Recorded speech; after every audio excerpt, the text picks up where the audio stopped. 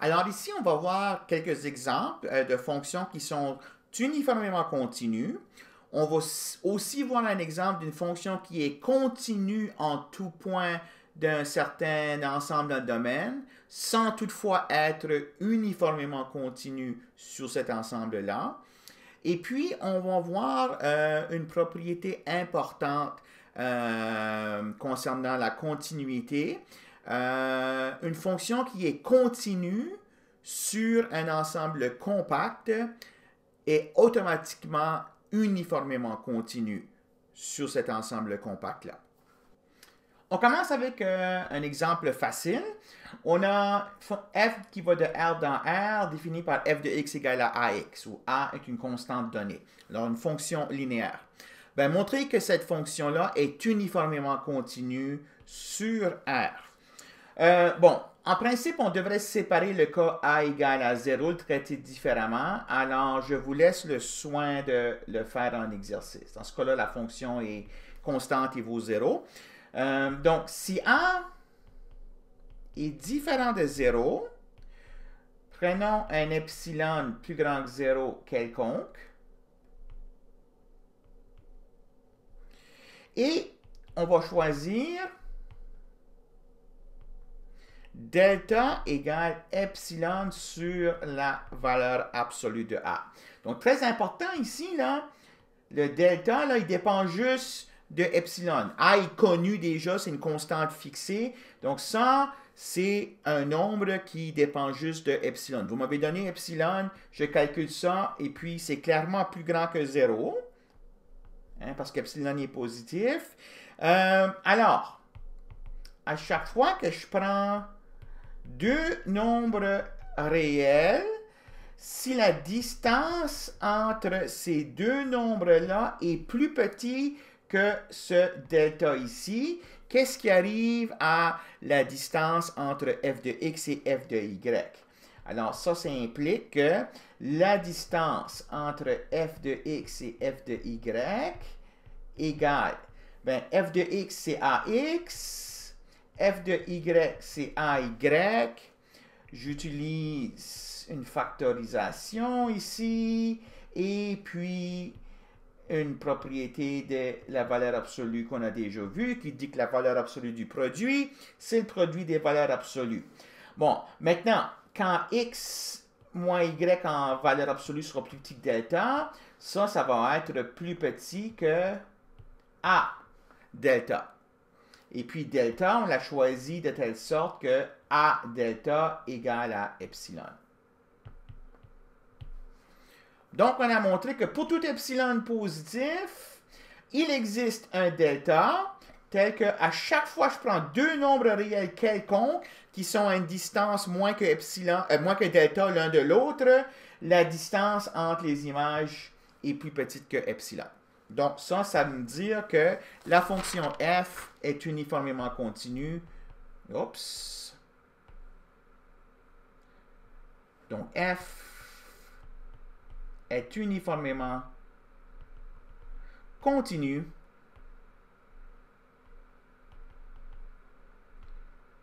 sur les réels.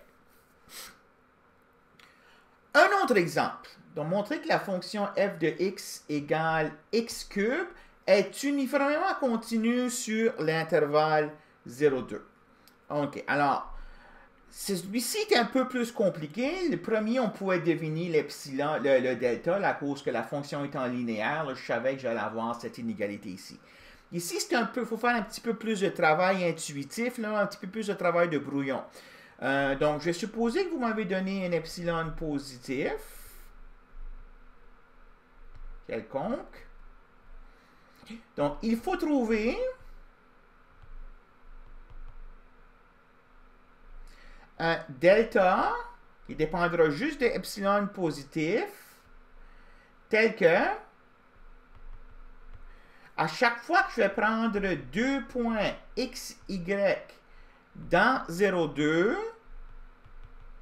qui seront tels que la distance entre ces deux points-là est plus petite que le d'epsilon que j'aurais choisi, on va avoir que la distance entre f de x et f de y sera plus petit que epsilon. C'est ça qu'on veut. OK? Alors, je fais un brouillon ici.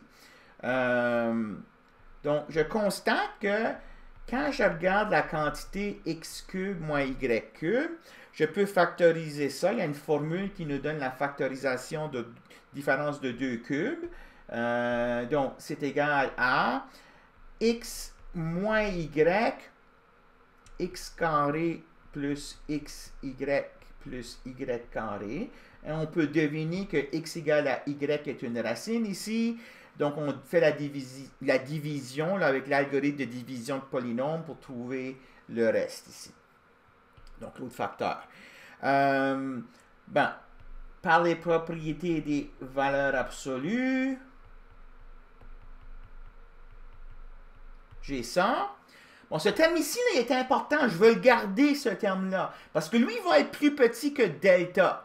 Fait que je vais utiliser ça comme intuition pour choisir delta en termes de epsilon. OK? Mais par contre, je vais continuer ici. Je vais utiliser l'inégalité du triangle qui me permet de dire que le deuxième terme, là, c'est plus petit ou égal à valeur absolue de x au carré plus valeur absolue de x, valeur absolue de y, plus valeur absolue de y au carré. Et puis, bon, les x et les y, là, ils vont être dans l'intervalle 0,2. Alors, certainement, le x va être plus petit que 2 et le y va être plus petit que 2. Alors, ce terme ici sera plus petit ou égal à 4. Ce terme-là sera aussi plus petit ou égal à 4. Et ce terme ici sera aussi plus petit ou égal à 4. Donc, très important ici, j'utilise cette propriété ici. Que le x et le y, là, je sais qu'ils doivent être dans 0,2. Donc, ça, c'est plus petit ou égal à valeur absolue de x moins y. 4 plus 4 plus 4 égale à 12 fois x moins y. Donc, ça termine mon brouillon. Maintenant, moi, je vais vouloir pouvoir faire ceci à la fin en sachant que ça, c'est plus petit que delta. Hein? Donc, on voit ici, en choisissant delta égale epsilon sur 12, que ça va fonctionner. Donc, il suffit, donc prenons delta égale à epsilon sur 12. C'est clair que ça dépend juste d'epsilon, ça. Ainsi, quand x moins y, donc pour tout x, je devrais dire, pour tout x, y appartenant à 0,2, quand on a que la distance entre x et y est plus petit que delta, c'est-à-dire epsilon sur 12, on a f de x moins f de y égale x cube moins y cube. Et puis si là, vous allez remettre là, le calcul du brouillon ici. OK? Alors, plus petit ou égal, plus petit ou égal à 12 x moins y, plus petit que 12 delta égale epsilon. OK? Donc, f de x égale x cube est uniformément continu sur 0,2. OK? Alors, je vous lance un défi. Est-ce que cette fonction-là est uniformément continue sur R au complet? OK? Donc, entre autres, est-ce qu'on pourrait adapter la démonstration qu'on a faite ici avec 0,2 remplacé par R? Alors, clairement, il y a quelque chose qui ne fonctionnerait pas. Les bornes que j'ai utilisées ici, là, ça ne marcherait plus. Les x et les y, là, ils peuvent être aussi grands qu'on peut imaginer. Donc, certainement, si on veut montrer que la fonction x cube est uniformément continue sur R, cette démonstration aussi ne fonctionnera pas. OK? Alors, je vous laisse l'opportunité de songer à ça un peu. Troisième question, montrer que la fonction f de x égale 1 sur x carré est uniformément continue sur l'intervalle fermé 1, 2, mais n'est pas uniformément continue sur l'intervalle 0, 2. Puis remarquez que cette fonction ici, là, elle est continue sur cet intervalle ici. Hein? 0 ne fait pas partie de l'ensemble de cet ensemble ici. Donc la fonction est définie partout, puis en fait, elle est continue partout ici. On peut montrer qu'elle est continue partout. Donc, on a un exemple ici d'une fonction qui va être continue sur 0,2, mais pourtant telle qu'on va montrer qu'elle n'est pas uniformément continue sur cet ensemble-là. Okay, donc, il y a plusieurs choses à montrer ici.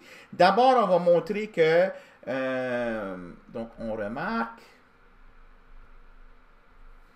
que à chaque fois que je prends deux nombres x, y dans l'intervalle 1, 2 fermé, j'ai que la distance entre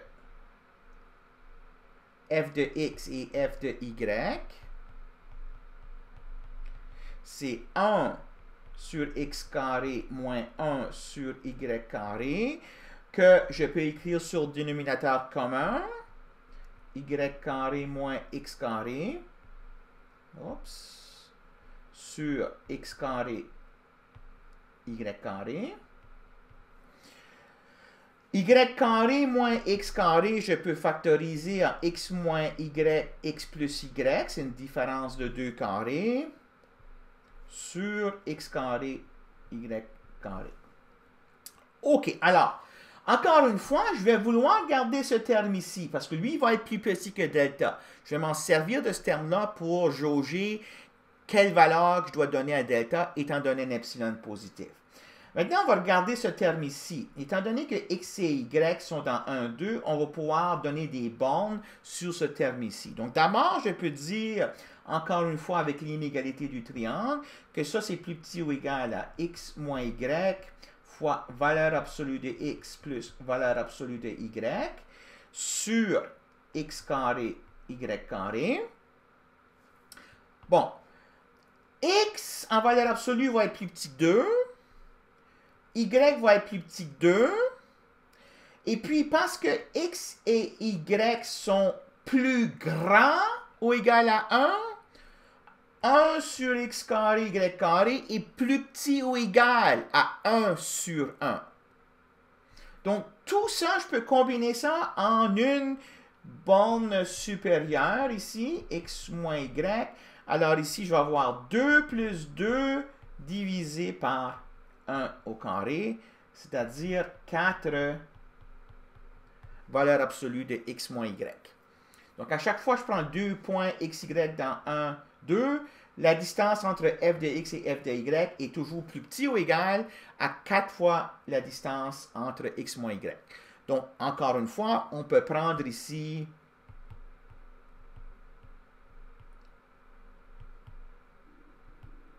delta égale à epsilon sur 4. OK? Puis, il en suit que f est uniformément continu sur 1, 2. Donc là, maintenant, on va montrer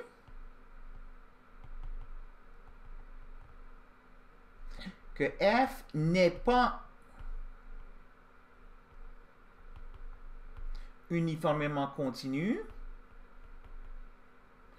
sur l'intervalle 0, 2. Alors, on va supposer qu'elle est uniformément continue et on va arriver à une contradiction. OK? On va supposer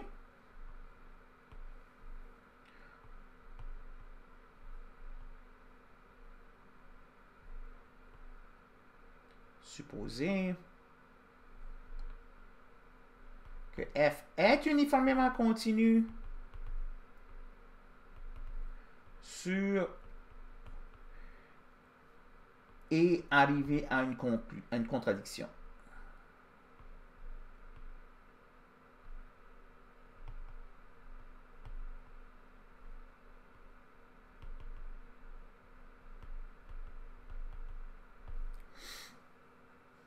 Alors, considérons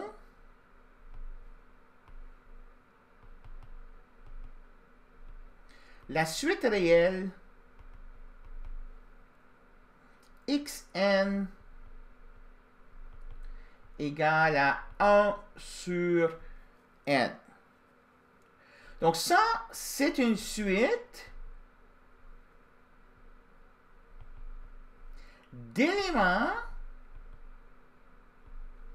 de 0,2 qui convergent vers 0. Alors, puisque, par hypothèse, f est uniformément continu sur 0,2, alors il en suit que pour tout epsilon positif, il existe delta positif tel que pour tout x, y dans 0,2, quand la distance entre x moins y est plus petite que delta, ça implique que la distance entre f de x et f de y est plus petite que epsilon. OK? Alors, donnez-moi un epsilon plus grand que 0.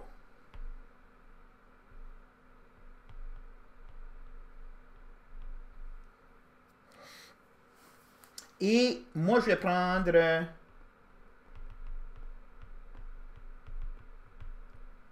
ce delta ici, qui faisait fonctionner cette définition ici. Puisque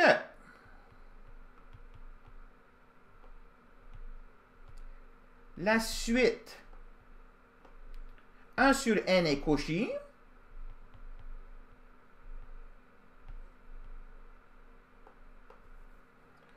on a, elle converge, donc elle est Cauchy, on a que il existe une position dans la suite à partir de laquelle, quand m et n sont plus grands que n majuscule, j'ai que la distance entre xn et xm est plus petit que ce delta ici. Okay, là, je peux rendre la distance entre deux éléments aussi petite que je veux, en particulier plus petite que ce delta ici, en allant suffisamment loin dans la suite. Alors, en utilisant la définition de continuité uniforme qu'on a ici, donc xn et xm satisfont ça, ça veut donc dire que f de xn moins f de xm doit être plus petit qu'epsilon. Donc, ça veut dire que f de xn moins f de xm plus petit qu'epsilon. Donc, ça veut dire que la suite f de xn est Cauchy. Donc, pour tout epsilon positif, il existe une position dans la suite à partir de laquelle, quand m et n sont plus grands que n majuscule, f de xn moins f de xm est plus petit qu'epsilon. Donc, cette suite-là est Cauchy, et parce que les réels sont complets, ça veut dire que f de xn converge. Car R complet. Mais c'est quoi f de xn? C'est 1 sur xn au carré. Mais c'est quoi 1 sur xn au carré? Xn, c'est 1 sur n. Alors, 1 sur n carré, c'est n carré.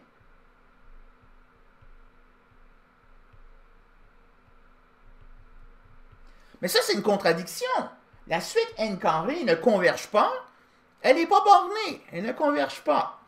Donc, l'hypothèse que j'ai posée, que f était uniformément continu sur 0,2, ça m'a permis d'arriver à la contradiction que la suite n carré converge. Donc, f ne peut pas être uniformément continu.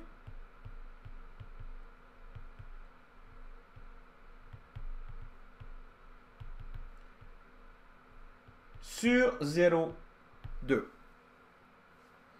OK? Donc, très important.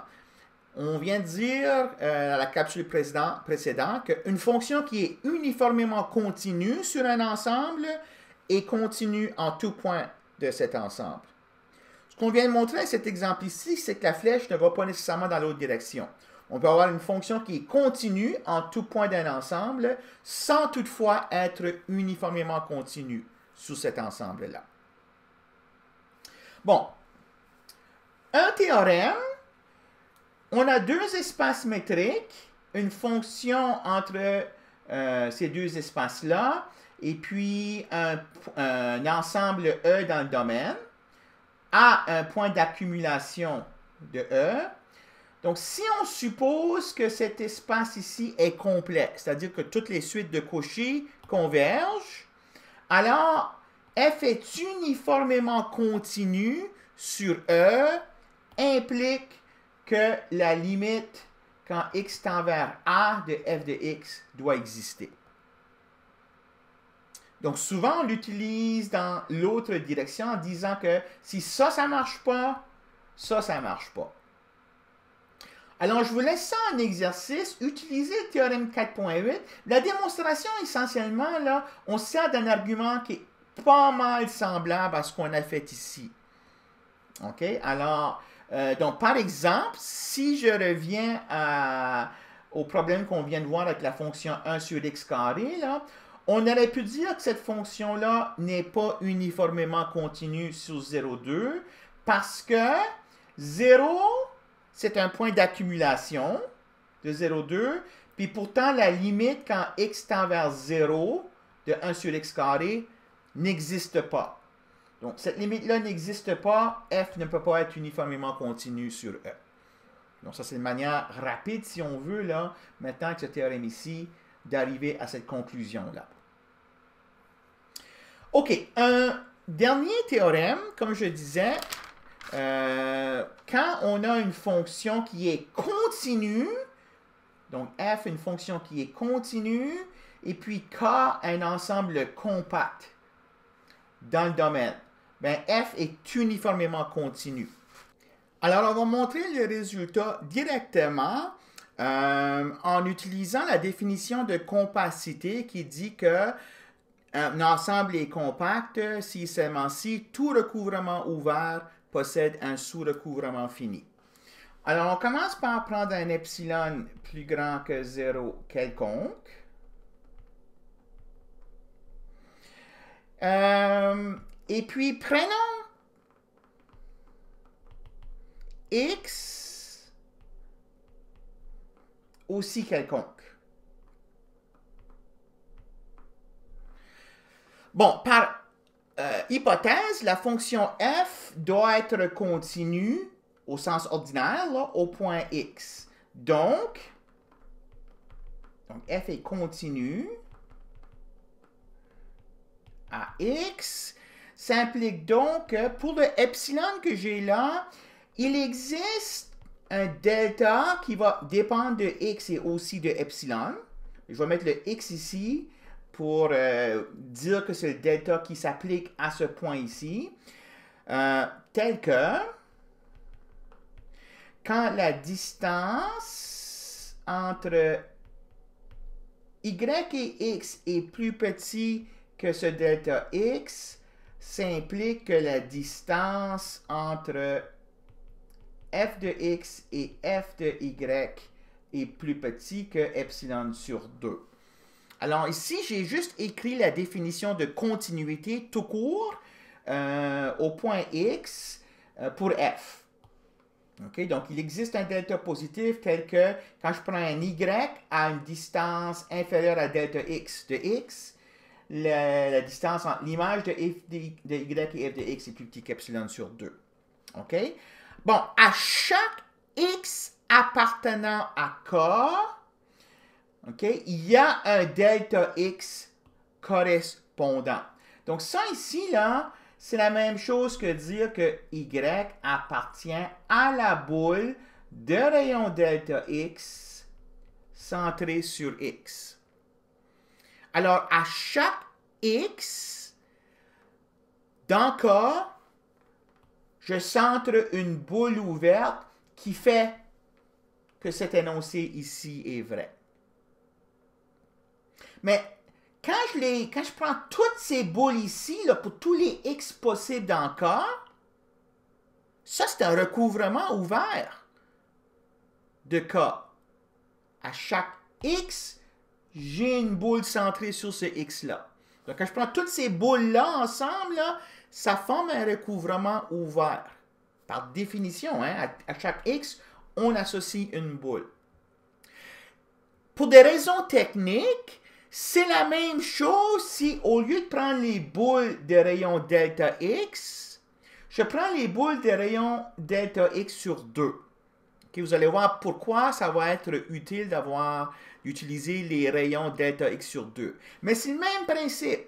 À chaque X, j'associe une boule ouverte. La boule ouverte de rayon delta X sur 2 centrée sur X. Okay, donc, C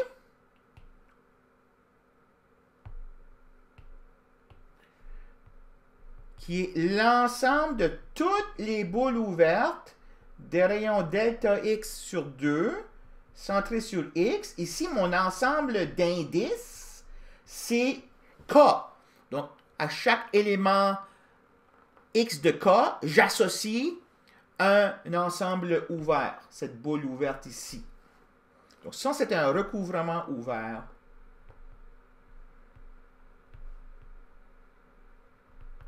De K. Donc, il doit exister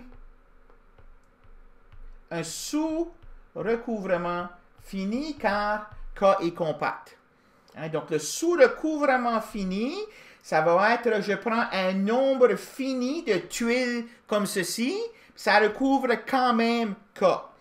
Hein, donc, je vais avoir B delta X1 sur 2 centré sur X1, B delta Xn sur 2 centré sur Xn. Okay? Donc, j'ai N boules ouvertes centrées sur N points différents, chacun avec un rayon donné. Puis ça va recouvrir K au complet. Tous les points de K là, se retrouvent dans une ou l'autre de ces boules ouvertes ici.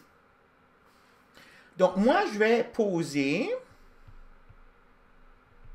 delta comme étant le minimum de ces n nombres réels positifs ici. Les n rayons ici, là, je vais prendre le plus petit de ces n rayons-là. C'est là que la finitude de l'ensemble est importante parce que je sais que le minimum, ça va être un des éléments de cet ensemble ici. Hein? Donc, ça va être delta x K sur 2 pour un certain K, donc qui va être plus grand que 0. Alors moi, ce que je suis en train de faire tout de suite, là, je vais montrer que F satisfait la définition de continuité uniforme sur K. Alors, pour un epsilon plus grand que 0 quelconque, je devais choisir un delta qui dépendait juste de epsilon et qui faisait de telle sorte que cette condition ici soit satisfaite. Donc, on va montrer que c'est ce delta ici là, qui va fonctionner. OK, alors, prenons deux points quelconques. Deux points quelconques de K, tels que la distance entre X et Y est plus petit que delta. Avec le delta défini comme je l'ai fait ici. Mon défi maintenant, c'est d'arriver à montrer que la distance entre f de x et f de y est plus petit qu'epsilon. Donc, moi, c'est ce qui me reste à montrer.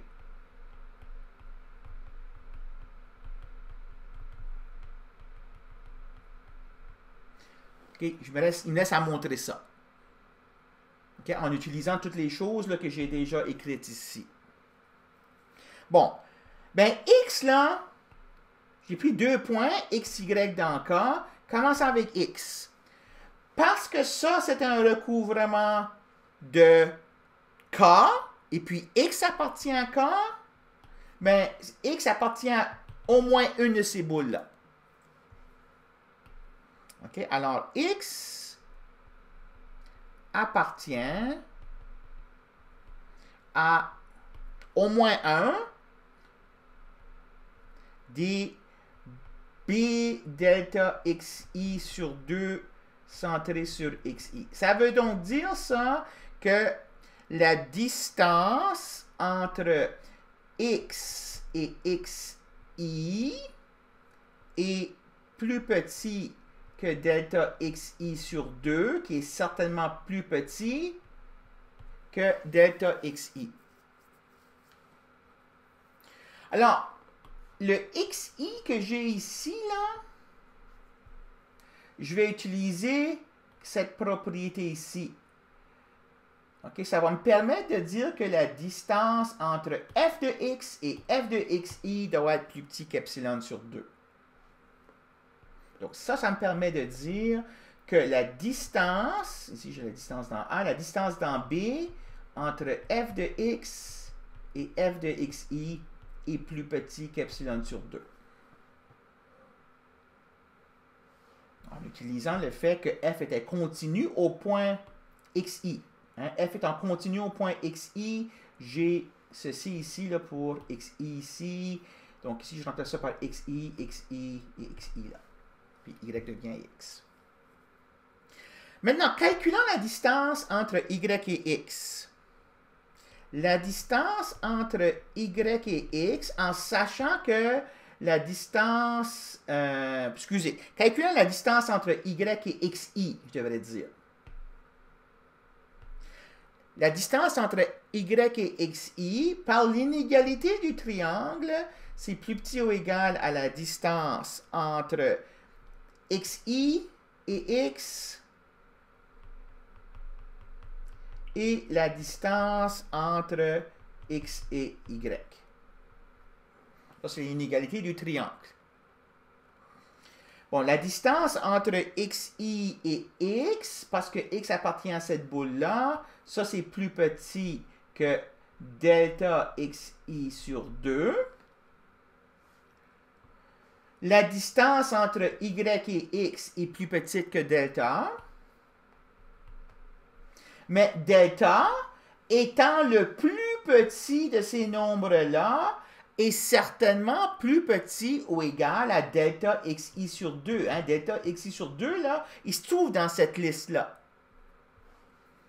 Donc, plus petit ou égal delta xi sur 2 plus delta xi sur 2, c'est égal delta xi.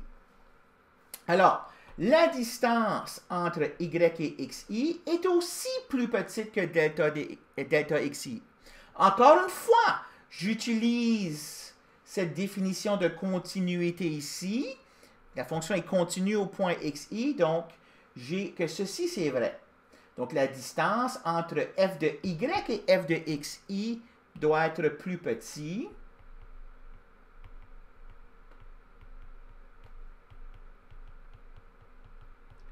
que epsilon sur 2 là aussi. OK? Donc là maintenant, il me reste à combiner tout ça ensemble pour dire que, bon, moi je vais montrer que ça c'est plus petit que epsilon.